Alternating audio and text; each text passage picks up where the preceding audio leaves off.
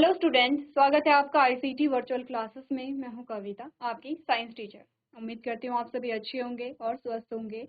तो class continue करेंगे अपना चैप्टर जिसमें हम बात कर रहे हैं यहाँ पर रिप्रोडक्शन इन प्लांट्स। चैप्टर हमने कंप्लीट कर लिया है, पढ़ लिया है सारा चैप्टर, सारे टॉपिक्स हमने कवर किए हैं। हम इस चैप्टर के क्वेश्चन आंसर्स को डिस्कस कर रहे थे और देख रहे थे अभी तक आपने चैप्टर में कितना समझा है और आप कितने अच्छे से टॉपिक को समझ गए हैं। तो नए कुछ क्वेश्चन यहाँ पे स्टार्ट करेंगे, उससे पहले देख लेते हैं अभी तक हमारे पास कौन कौन से टॉपिक्स आए हैं और किस किस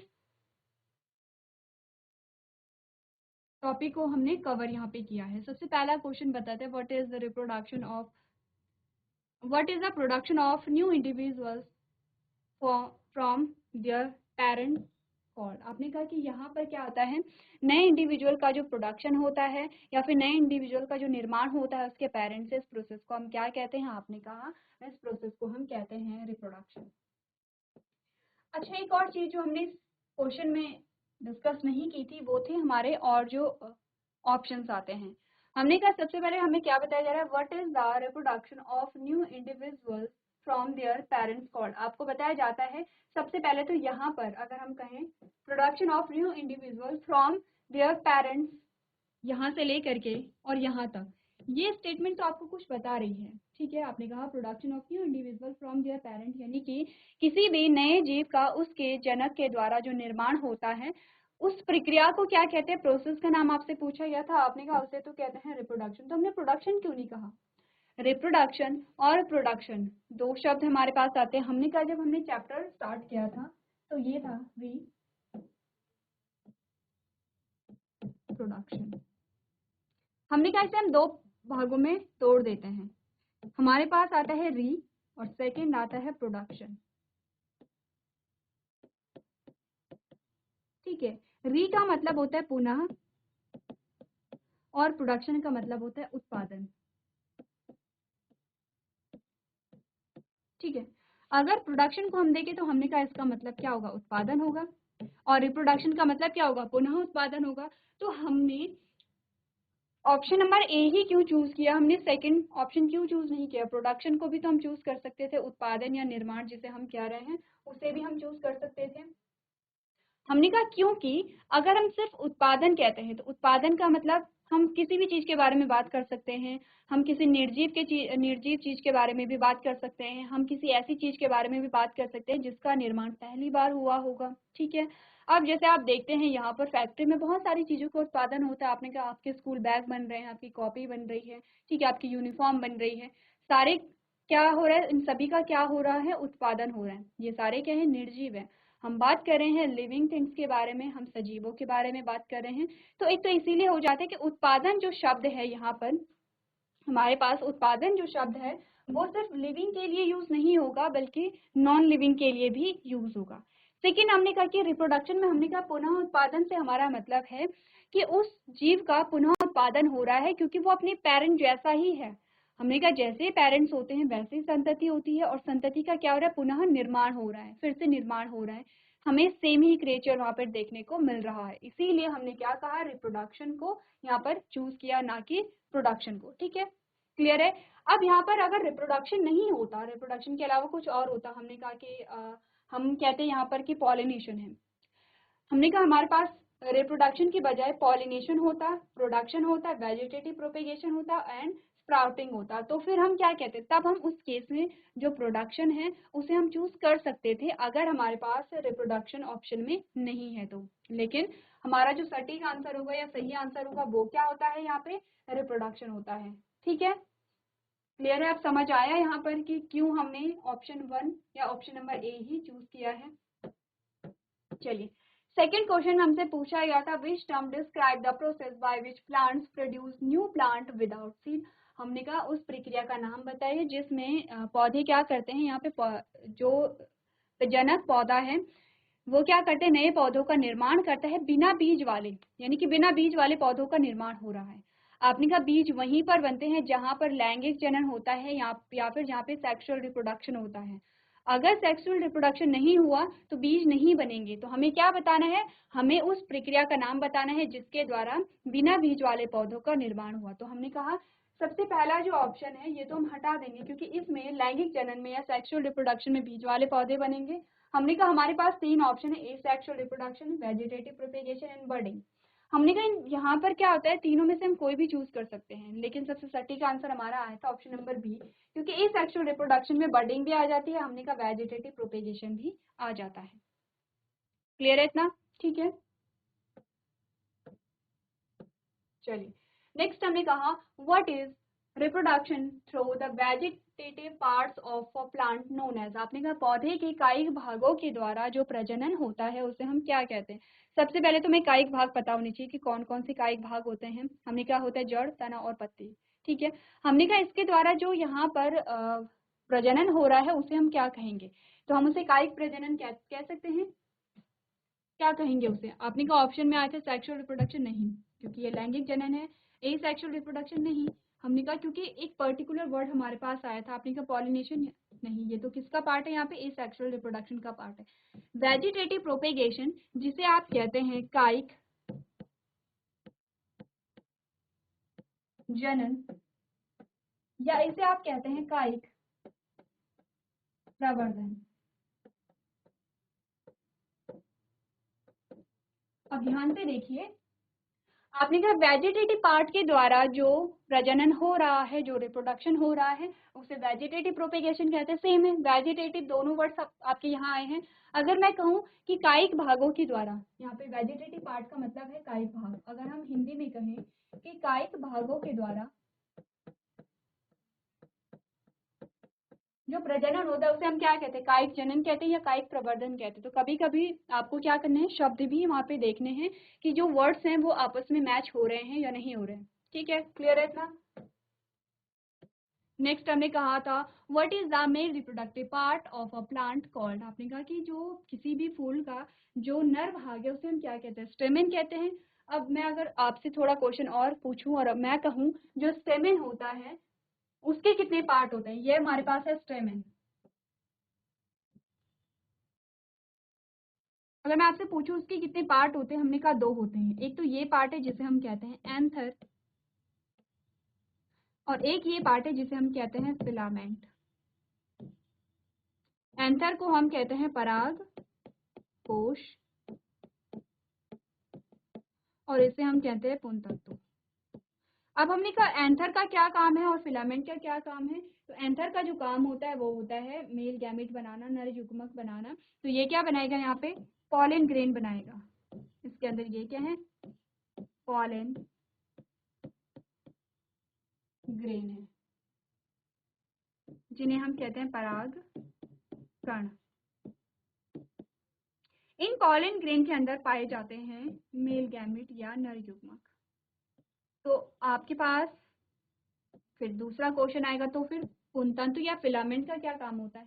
फिलामेंट जो यहाँ पे एंथर है, फिलामेंट एंथर को पौधे से जोड़े रखता है, क्योंकि उसे न्यूट्रिशन कहाँ से मिलेगा, जो भी चीजें हो रही हैं, चाहे वो गैमीट बने हैं, चाहे वो फूल बना है, चाहे वो बीज बना है या फल बना है, सभी के लिए क्या होती है, यहाँ पे आपने कहा पोषण की आवश्यकता होती है। जो कहाँ से मिलेगा, आपने कहा पत्तियों से मिलेगा, जो भोजन है वो पत्तियों से मिलेगा, जो वाटर एंड मिनरल्स है वो रूट से मिलेगा। तो आपने कहा कि ये क्या करता है, जो फिलामेंट है ये इस एंथर को फूल से जोड़े हुए रखता है।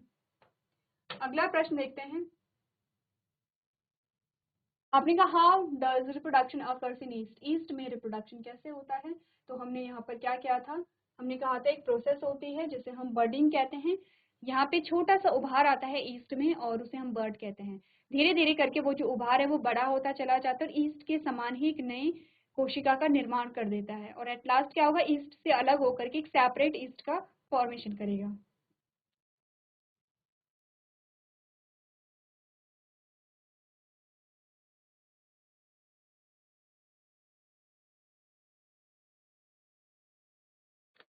चलिए, तो हमने यहाँ पे बर्डिंग देखा था ईस्ट में, डायग्राम के थ्रू भी हमने यहाँ पे देखा था। अगला जो क्वेश्चन हमारे पास आया था, what are flower that contain only either the pistil और स्टेमन कॉल्ड। आपने कहा वे फूल जिनमें केवल एक लैंगिक अंग या तो स्त्री केसर या पुंकेसर पाया जाता है, क्या कहलाते हैं। यूनिसेक्सुअल है, बाइसेक्सुअल है, एसेक्सुअल है, नन ऑफ दीज है। आपने कहा एकलिंगी है, द्विलिंगी है, या फिर आपने कहा क्या कैसे होते हैं, अलिंगी हैं। ठीक है, या फिर हमने कहा कि यहाँ पे क्या होगा, लैंगिक और अलैंगिक होंगे, अलैंगिक फूल होते हैं, हमने कहा नहीं, फ्लावर में कोई ना कोई ऑर्गन तो पाया ही जाता है। तो अगर जिसमें सिर्फ एक ही लैंगिक अंग है उसे हम क्या कहेंगे, एक लिंगी यहाँ पर कहते हैं। नेक्स्ट है what is the cell called that result from the fusion of gametes. आपने कहा उस कोशिका का नाम लिखिए जो कि गैमेट के फ्यूजन यानी कि गैमेट के संलयन के द्वारा बनती है। क्या बोला, उस कोशिका को क्या कहते हैं जो युग्मक के संलयन के परिणाम स्वरूप बनती है, हमने कहा उसे हम कहते हैं जाइगोट या युग्मनज। ठीक है। नेक्स्ट है how many ovules can be found in ovaries of different flower. कि यहाँ पर एक ओवरी में कितने ओव्यूल पाए जा सकते हैं, हमने कहा जितने सीड होंगे, जितने बीज होंगे, उतने ओव्यूल यहाँ पे पाए जाते हैं। डिफरेंट ओवरीज भी यहाँ पे पाई जाती हैं, अलग अलग नंबर्स होता है। क्लियर है इतना। नेक्स्ट जो क्वेश्चन हमारे पास आया था, what is a small bird like projection that comes out of east called. आपने कहा ये है ईस्ट। ठीक है, ये क्या है, ईस्ट है।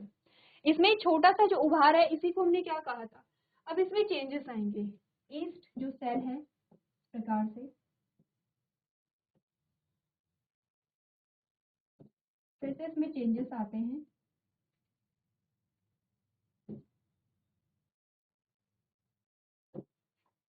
इसमें चेंजेस आए और आपने क्या देखा, यहाँ पर ये जो ईस्ट सेल है इसमें एक और ईस्ट सेल बन गई है। एट लास्ट हम इस प्रकार से दिखा सकते हैं कि ये एक ईस्ट है और ये दूसरा ईस्ट है। हमने कहा इस पूरी प्रोसेस को हम कहते हैं बर्डिंग। और यहाँ पर जो ईस्ट में छोटा सा उभार आया है उसे हम क्या कहेंगे, बर्ड कहेंगे। तो बर्ड क्या है, ये है बर्ड। ठीक है, ये है बर्ड और इस प्रक्रिया का नाम है बर्डिंग। इसी के द्वारा ईस्ट में क्या होता है, रिप्रोडक्शन होता है। किस प्रकार का रिप्रोडक्शन होता है, अलैंगिक यानी कि एसेक्सुअल। क्लियर है इतना।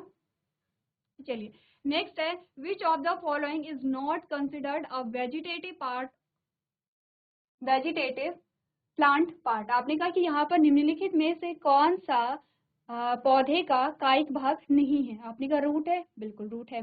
शूट स्टेम है, स्टेम भी होता है, लीफ भी होती है। तो कौन सा नहीं होता है, फ्लावर। फ्लावर क्या है, आपने कहा रिप्रोडक्टिव पार्ट है, लैंगिक अंग है फ्लावर का यानी कि फूल का। अगला जो क्वेश्चन हमारे पास आता है, what is the transfer of pollen from the anther to stigma of a flower called, यानी कि परागकोश से परागकण का वर्तिकाग्र में स्थानांतरण कहलाता है पॉलिनेशन यानी कि परागण। नेक्स्ट जो क्वेश्चन हमारे पास आता है, why is reproduction essential for living organism. क्यों जो रिप्रोडक्शन है वो जीवित जीवों के लिए आवश्यक है। आपने कहा जीवन को बनाए रखने के लिए, जीवन की निरंतरता को बनाए रखने के लिए, यानी टू कंटिन्यू द स्पीशीज। चलिए ये सारे क्वेश्चंस हमने डिस्कस कर लिए हैं। अब हमारे पास आते हैं कुछ क्वेश्चंस जिन्हें हम डिस्कस करेंगे। आपसे पूछा गया है what is the cell called that form after the fusion of gamete.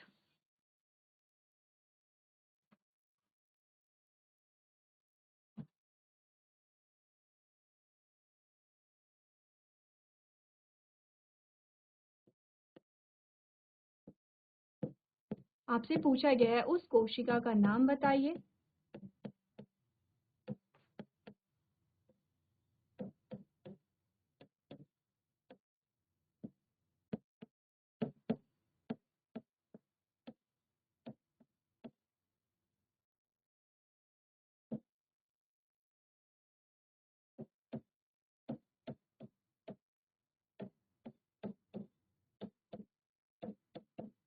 जिसका निर्माण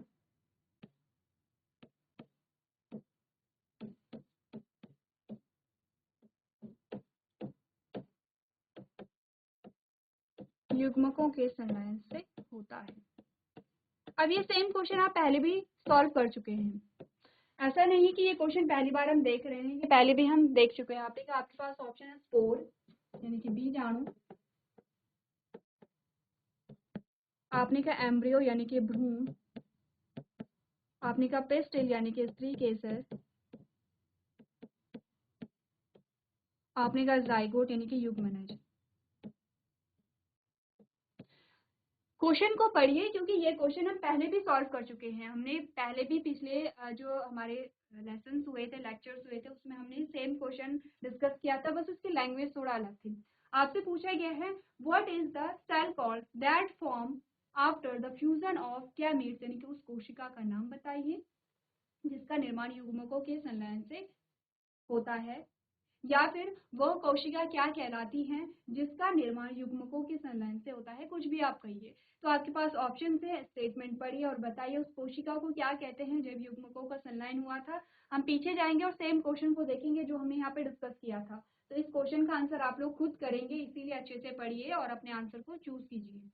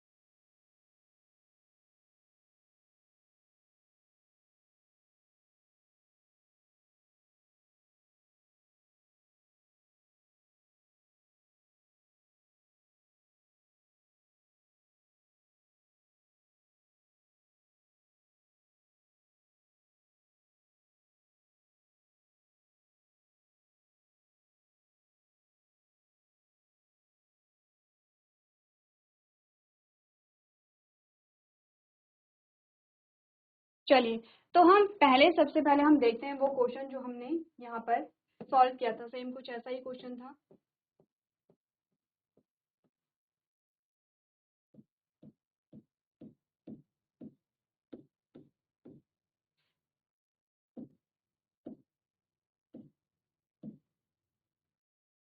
ये सेम क्वेश्चन आपने कहा, what is the cell called that result form the fusion of gamete. ठीक है, सेम है क्वेश्चन।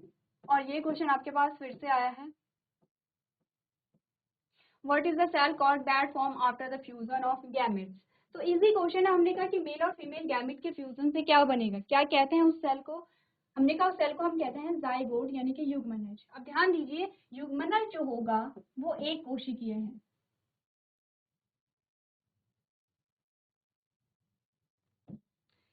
युग्मनज जो होता है वो होता है एक कोशिकीय,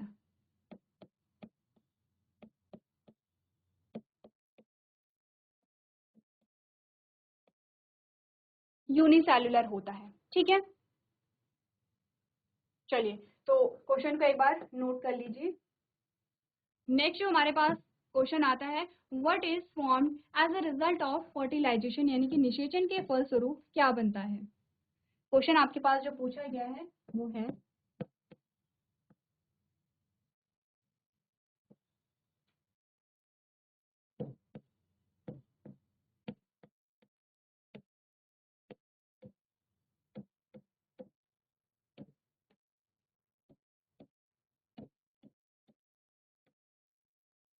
क्या बनता है,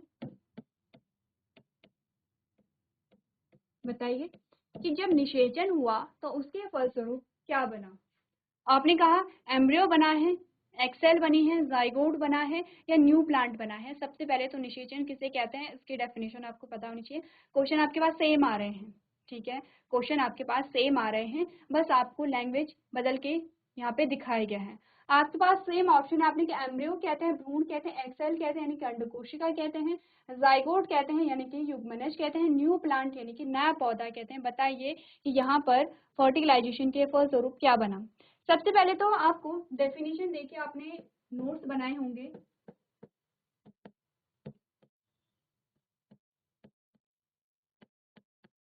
आपने नोट्स बनाए होंगे तो फर्टिलाइजेशन की डेफिनेशन आप देखिए।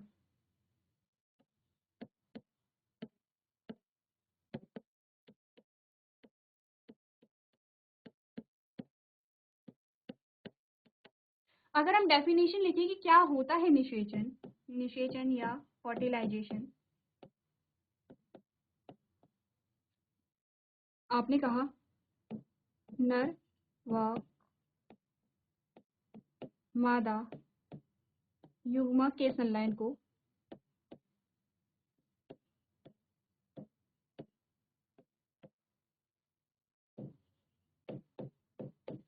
निषेचन कहते हैं, या fusion of male and female gamete, या हम कहें फ्यूजन ऑफ मेल एंड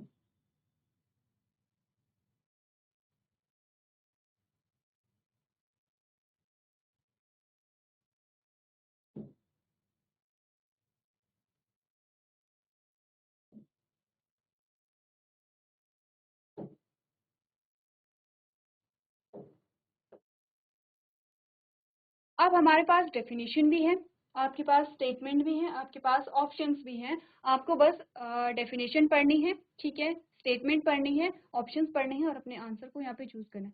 क्योंकि अगर मैं हिंट आपको दूं तो इससे पहले जो क्वेश्चन हमने किया था वो सेम यही क्वेश्चन था। आपसे बस फिर से लैंग्वेज चेंज करके क्वेश्चन पूछा गया है। What is formed as a result of fertilisation, यानी कि निषेचन के फलस्वरूप क्या बनता है या किस चीज का निर्माण होता है। अब आपको ये देखना है कि भ्रूण का निर्माण जो है वो कब होगा, ठीक है, अंड कोशिका का निर्माण कब होगा, युग्मनज का निर्माण कब होगा और नया पौधा कब बनता है। तो जल्दी से आप स्टेटमेंट पढ़िए और ऑप्शन को चूज कीजिए।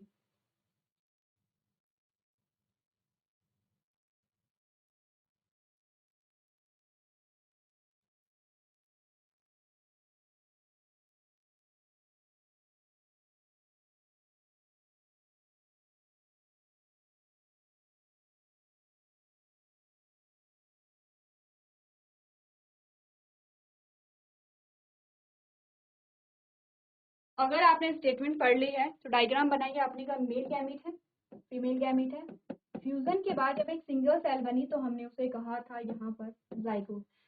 अगेन आपका जो आंसर होगा वो होगा जाइगोट। अगर मैं इससे पिछला क्वेश्चन देखूं तो क्या ये सेम है। हमने कहा उस कोशिका का नाम बताइए जिसका निर्माण युग्मकों के संलयन से होता है। अगर मैं कहूँ युग्मकों का संलयन ही तो निषेचन कहलाता है, ये सेम जो चीज है यही निषेचन कहलाता है। तो ये स्टेटमेंट हमारे पास ऐसे भी आ सकती थी कि निषेचन के बाद किस सेल का या किस स्ट्रक्चर का फॉर्मेशन होता है, ठीक है। सेम क्वेश्चन आपके पास है। यहाँ पर आपको उस प्रक्रिया का, उस प्रोसेस का नाम नहीं दिया गया था, फर्टिलाइजेशन आपको नहीं बताया गया था। आपको सिंपल सा बताया गया था यहाँ पर कि जब गैमेट्स का फ्यूजन होता है तब क्या बनता है। इस क्वेश्चन में आपको बोला गया कि यहाँ पर क्या हुआ, निषेचन के फलस्वरूप क्या बना। निषेचन यानी कि यहाँ पर भी गैमेट का ही फ्यूजन हो रहा है। तो गैमेट का फ्यूजन होगा तो क्या बना, अगेन आपने कहा यहाँ पे बना युग्मनज, ठीक है। चलिए अगला प्रश्न देखते हैं जिसमें हमसे बोला गया है यहाँ पर how does reproduction occurs in fungi. आपने कहा कि यहाँ पर जो कवक होते हैं, कवक में प्रजनन कैसे होता है। क्वेश्चन पूछा गया है कवक में प्रजनन कैसे होता है। कैसे होता है आपको ऑप्शन दिए गए हैं यहाँ पर, बर्डिंग, ठीक है, स्पोर फॉर्मेशन यानी कि बीजाणु निर्माण, या बर्डिंग के द्वारा, या आपने कहा विखंडन के द्वारा, या आपने कहा बाइनरी फिजन के द्वारा।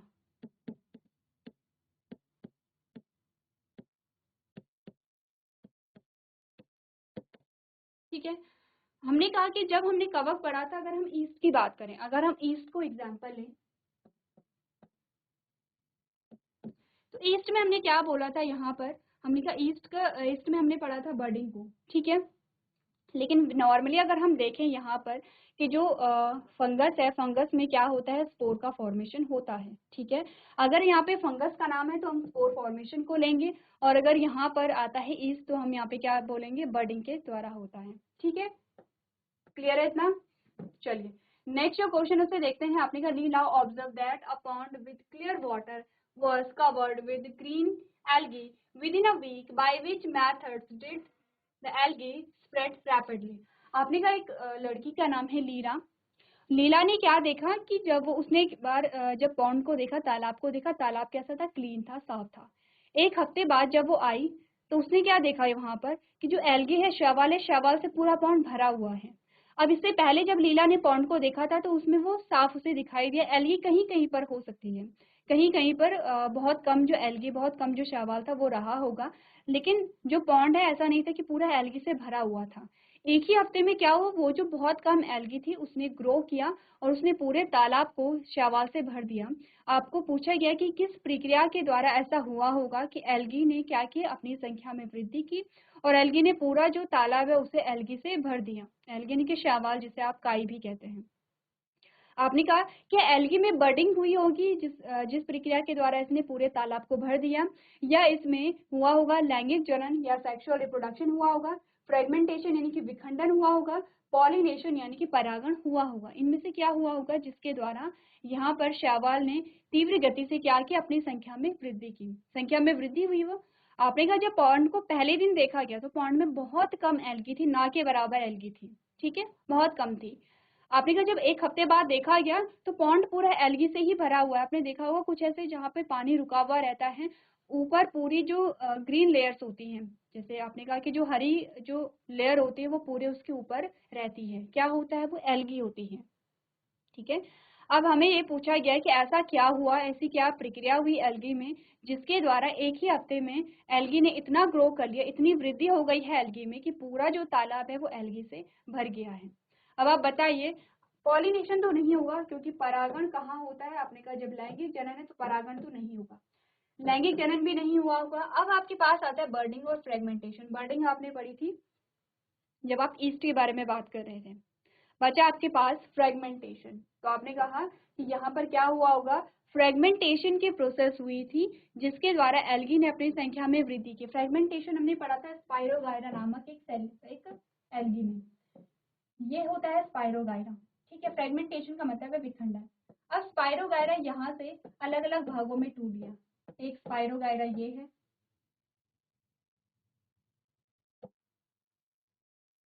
ये जो एक स्पाइरोगायरा है ये अलग अलग भागों में टूट गया। तो एक स्पाइरोगायरा ये था, एक स्पाइरोगायरा ये था, एक स्पाइरोगायरा ये था और एक स्पाइरोगायरा ये था। तो एक शैवाल से आपने कहा 1 2 3 4 4 एल्गी बने हैं। तो आपने कहा 4 एल्गी बने हैं लेकिन ये छोटे हुए हैं, ये भी वृद्धि करेगा। जब ये वृद्धि करेगा तो ये इसी के बराबर हो जाएगा, ये भी वृद्धि करेगा तो ये भी इसके बराबर होगा, और ये जो चारों यहाँ पे स्पाइरोगायरा हैं इनमें वृद्धि होगी और ये इसी के बराबर हो जाएंगे। जब इसके बराबर हो जाएंगे तो हमने कहा ये मैच्योर हो गए हैं, अब ये क्या है, अडल्ट है। जब ये मैच्योर हो जाएंगे तो इनमें फिर से फ्रेगमेंटेशन होगा, फिर से विखंडन होगा, यानी कि ये दो भागों में टूट जाएंगे। और जब दो भागों में टूटे तो आपने कहा जितने भागों में टूटेंगे उतनी ज्यादा एल्गी वहां पर बनेगी, उतनी ही एल्गी का फॉर्मेशन यहाँ पर हो जाता है, ठीक है। क्लियर है यहाँ पर।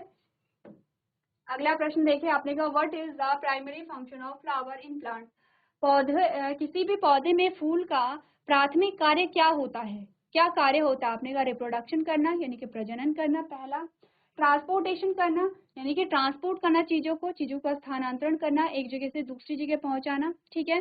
ट्रांसपीरेशन है यानी कि वाष्पोत्सर्जन करना। वाष्पोत्सर्जन क्या होता है कि पौधे में जो पानी होता है वो वाष्प के रूप में पौधे से निकल जाता है, इस प्रक्रिया को हम ट्रांसपीरेशन या वाष्पोत्सर्जन कहते हैं। या रेस्पिरेशन करना यानी कि श्वसन करना। अब बताइए कि अभी तक आपने पूरा चैप्टर पढ़ लिया है, आपने समझ लिया कि प्लांट्स के पार्ट्स क्या होते हैं, प्लांट्स में कौन कौन सी प्रक्रिया चल रही है। आपको बताना ये है कि क्या कार्य होगा फूल का। ऑप्शन पढ़िए और अपने आंसर को चूज कीजिए।